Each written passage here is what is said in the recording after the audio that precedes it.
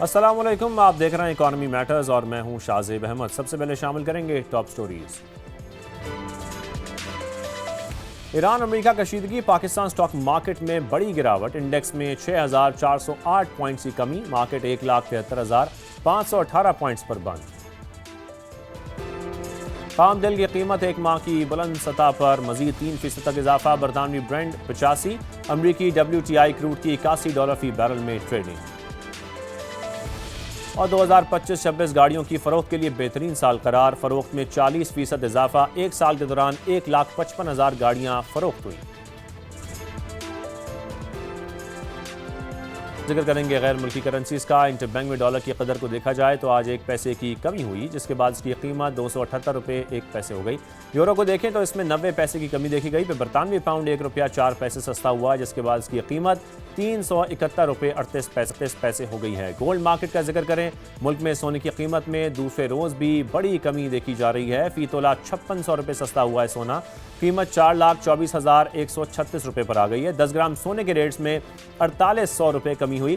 International market کو دیکھا جائے تو $56 فی اون سستا ہوا، جس کے بعد قیمت $4017 پر آ گئی ہے۔ آج کے موضوع کی طرف آتے ہیں۔ آج کے پروگرام میں ذکر کریں گے ملک میں بڑھتے کیش لیس اکانومی کے رجحان کا۔ کیش لیس پیمنٹس کو ڈاکیومنٹڈ اکانومی کی جانب ایک اہم قدم قرار دیا جا رہا ہے۔ حکومتی اعداد و شمار کے مطابق ڈیجیٹل بینکنگ استعمال کرنے والے صارفین کی تعداد 13 کروڑ 70 لاکھ سے زائد ہو چکی ہے۔ ایک سال کے دوران ڈیجیٹل ادائیگیوں کی تعداد 6 ارب 90 کروڑ سے بڑھ کر 11 ارب 30 کروڑ ہو چکی ہے۔ ملک بھر میں 20 لاکھ سے زائد دکاندار بھی ڈیجیٹل نظام سے منسلک اب ہو چکے ہیں۔ حکومت کی بات کریں تو سرکاری ادائیگیوں کا 75% حصہ ڈیجیٹل نظام پر منتقل ہو چکا ہے، جو اب تک مکمل نہیں ہو سکا ہے۔ دسمبر تک 25 سرکاری اداروں کو مکمل ڈیجیٹل بنانے کا ہدف بھی مقرر کیا گیا ہے۔ پھر بات کرتے ہیں بے نظیر انکم سپورٹ پروگرام کی۔ اس کے فنڈز بھی والیٹ اکاؤنٹس میں منتقل کرنے کا اب فیصلہ کیا گیا ہے، اور آج وزیر اعظم کی زیر صدارت اجلاس میں کیش لیس اکانومی پر غور بھی کیا گیا، سراہا بھی گیا۔ جہاں ایک طرف کیش لیس اکانومی کا فروغ ہو رہا ہے، وہیں ہم یہ بھی دیکھ رہے ہیں کہ اس کے فروغ میں رکاوٹیں بھی ہیں۔ تاجروں کی بڑی تعداد ایسی ہے جس کی جانب سے اب بھی نقد رقم پر زور دیا جا رہا ہے، کیش پہ وہ ڈیلنگ کرتے ہیں۔ ریسٹورنٹس ہوں، پیٹرول پمپس ہوں، ایسی جگہوں پر بھی کیش لیس جو پیمنٹ ہے اس کی حوصلہ شکنی کی جا رہی ہے۔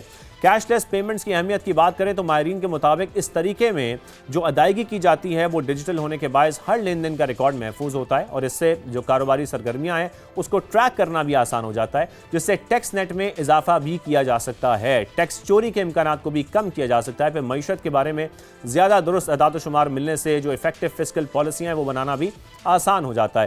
اس کے ساتھ ساتھ آج پروگرام کے دوسرے حصے میں ہم ایک اور اہم ایشو پر بھی بات کریں گے، وہ ہمارے ریمیٹنسز ہیں۔ اس ایشو پر اگر دیکھا جائے تو ریمیٹنسز میں مسلسل اضافہ بھی ہو رہا ہے، ترسیلات زر اور ایکسپورٹس میں ایک مزید جو فرق ہے وہ بڑھ گیا ہے۔ سمندر پار پاکستانیوں نے گزشتہ مالی سال 41 ارب 60 کروڑ ڈالر وطن بھیج کر ریکارڈ بنا دیا۔ ملکی برآمدات اس دوران 30 ارب 13 کروڑ ڈالر تک محدود رہی ہیں۔ پھر حکومت بھی ترسیلات زر کے بھاری انفلو سے خوش دکھائی دیتی ہے، جس کی معاشی مشکلات کم کرنے میں ریمیٹنسز نے ایک نمایاں کردار ادا کیا۔ تجارتی خسارہ ہو یا غیر ملکی قرض کی ادائیگی، ترسیلات زر حکومت کے لیے آکسیجن کا کردار ادا کر رہی ہے۔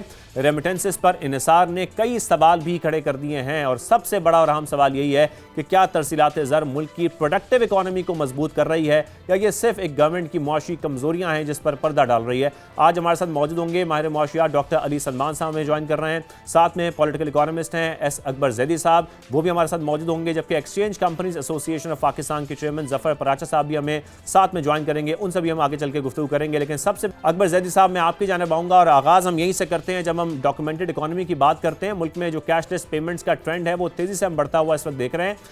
13 کروڑ 70 لاکھ سے زائد افراد ایسے ہیں جو ڈیجیٹل بینکنگ استعمال اس وقت کر رہے ہیں، اور ایک سال میں 11 ارب 30 کروڑ ڈیجیٹل ادائیگیاں ہوئی ہیں۔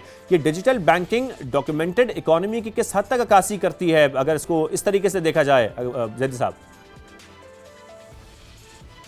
جی، اگر آبادی کا جو ہماری 25 کروڑ کے قریب ہے اس میں سے آدھے سے زیادہ بھی لوگ ڈیجیٹل اکاؤنٹس پہ چلے گئے ہیں اور وہ استعمال کر رہے ہیں، تو یہ بات واضح ہو گئی ہے کہ ہر چیز ڈاکیومنٹ ہوتی ہے۔ آپ نے بالکل جو آپ کا جو اوپننگ تھا وہ بالکل صحیح ہے کہ ایک چیز کا پتہ چلتا ہے کون کہاں کیا خرچ کر رہا ہے، کس طرح استعمال کر رہا ہے۔ آج کل آپ اپنے فون کے بغیر گھر سے نہیں نکل سکتے، دوسرے کو کال کرنا تو دور کی بات ہے، آپ کچھ خرید نہیں سکتے، آپ بہت ساری چیزیں اب فرق ہو گئی ہیں۔ جہاں جہاں آپ جاتے ہیں آپ کو یہ فون پہ پیمنٹس آپ bank to bank transfer, bank to account, business to business, individual to کیا کہتے ہیں شاپس وغیرہ آپ ٹرانسفر کر سکتے ہیں، جائز اکاؤنٹس ہوتے ہیں، کیش ٹرانسفر ہو سکتا ہے، ہر طرح کی چیز ہے. اور دنیا میں کچھ ایسے ممالک ہیں جہاں کیش تقریباً نہ ہونے کے برابر ہے. ہمارے ہاں ایسا نہیں ہے، لیکن ہمارا جو ٹرینڈ جا رہا ہے اسی طرف جا رہا ہے. آدھی سے زیادہ آبادی اگر اس پہ آ گئی ہے تو یہ جو بار بار ہمیں کہا جاتا ہے کہ بھی حکومت کے پاس انفارمیشن نہیں ہے کہ کون کتنا کما رہا ہے، کتنے خرچ کر رہا ہے، یہ ان کے پاس سب کچھ ہے. یہ جس کو ٹیکس نیٹ میں لانا چاہتے ہیں، چاہے وہ دکاندار ہو، چاہے وہ دودھ والا ہو، چاہے وہ اکاؤنٹنٹ ہو، چاہے وہ پروفیسر ہو، اس کو آرام سے لا سکتے ہیں. ایک ایک چیز کی نشاندہی ہو گئی ہے.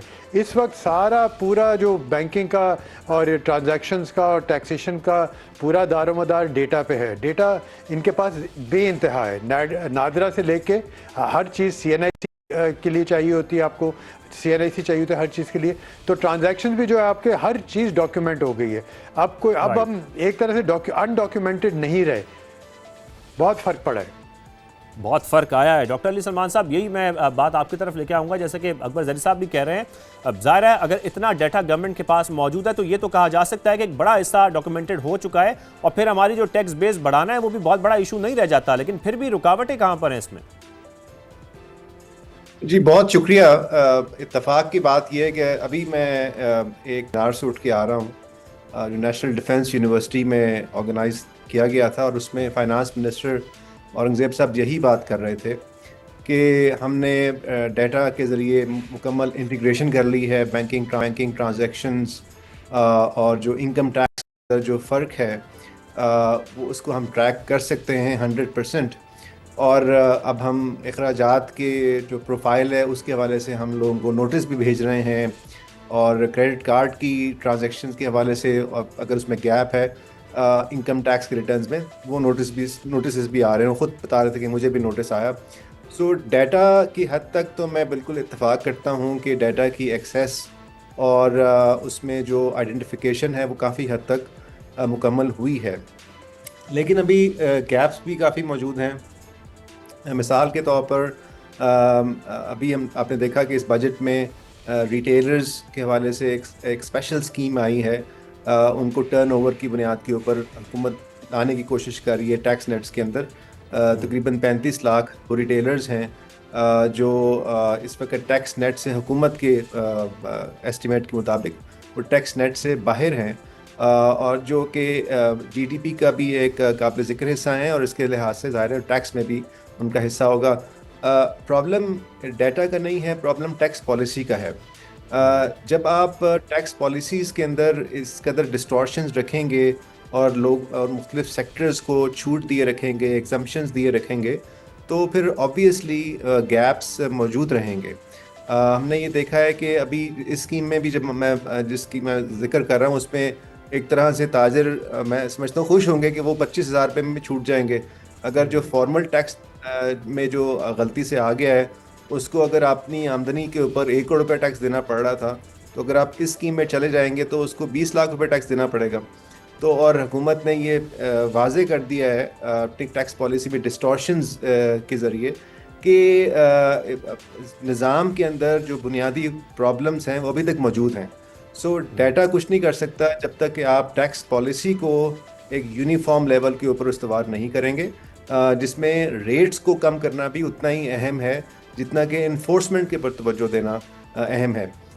سو یہ ایک بڑا گیپ ہے اس وقت میں سمجھتا ہوں ٹیکس پالیسی. بالکل صحیح. یہاں پر ایک میں سوال اگر ایڈ کر دوں، آپ کیا سمجھتے ہیں کہ یہ جو کیش لیس پیمنٹس کا ہم دیکھ رہے ہیں کہ اس کے رجحان میں اضافہ ہوا ہے، اس میں بڑا کردار کس کا ہے؟ کیونکہ ہم نے بہت ساری موبائل کمپنیز کو اور بینکنگ ایپس کو دیکھا ہے جس کا رجحان بہت تیزی سے بڑھا ہے. ظاہر ہے ہر ایک کے ہاتھ میں فون ہے اور اس کا استعمال بہت زیادہ بڑھ گیا ہے. تو ہم یہ کہہ سکتے ہیں کہ حکومت سے زیادہ ان کمپنیز کا اس میں کردار ہے جنہوں نے یہ بہت عام کر دیا اور لوگ اس کا حصہ بن رہے ہیں. اور سیکنڈلی جب ہم دیکھتے ہیں جو ہماری اشرافیہ ہے وہ آج بھی کیش پیمنٹس کو ترجیح دیتی ہے، کیونکہ جو بڑی ٹرانزیکشنز ہو رہی ہیں وہ ابھی بھی کیش میں ہی ہو رہی ہیں، چاہے وہ گھر خریدنے کی ہوں یا کچھ دیگر سیکٹرز کی ہوں. دیکھیں اس میں تو یقیناً ٹیکنالوجی لیڈ لے رہی ہے، ٹیکنالوجی آگے جاتی ہے، پالیسی اس کو فالو کرتی ہے. ہم نے یہی دیکھا ہے پاکستان میں.